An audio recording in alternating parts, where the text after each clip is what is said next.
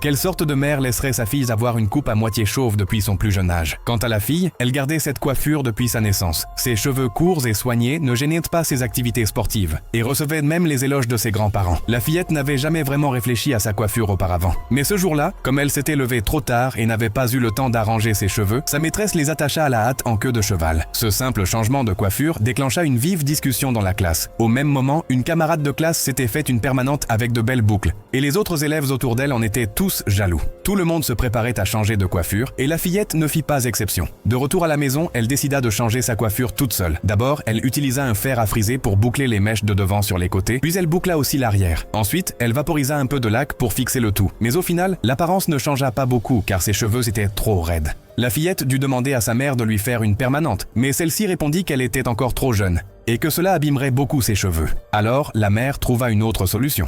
Elle coiffa soigneusement les cheveux de sa fille, les divisa en plusieurs petites mèches, puis les attacha avec des élastiques. Elle dit à sa fille que, le lendemain, en retirant les élastiques, ses cheveux deviendraient bouclés. Elle réussit enfin à changer de coiffure. Le lendemain matin, la fillette défit avec empressement les tresses, vaporisa un peu de laque pour fixer les boucles et partit à l'école. Comme prévu, tous les élèves avaient changé de coiffure et certains portaient même de jolies décorations. Tout le monde montrait sa coiffure à la maîtresse avec enthousiasme. Cependant, seule la fillette passa tranquillement, un chapeau de soleil sur la tête. Quand la maîtresse la salua, elle ne répondit pas et sortit un bout de papier sur lequel étaient écrits quelques mots. Pendant le cours, les élèves participèrent tous activement, mais la fillette resta silencieuse, ce qui attira l'attention de la maîtresse. Celle-ci l'encouragea doucement à enlever son chapeau et il s'avéra que la fillette en portait plusieurs. Finalement, la maîtresse enleva tous les chapeaux, mais découvrit que l'enfant portait encore un foulard. La fillette trouva le courage d'enlever ce dernier foulard et apparut alors une chevelure de boucles désordonnées. Elle se sentit très complexée par sa coiffure, mais une fois rentrée chez elle, les boucles disparurent et ses cheveux, soigneusement coiffés, redevinrent encore plus beaux et d'un noir profond.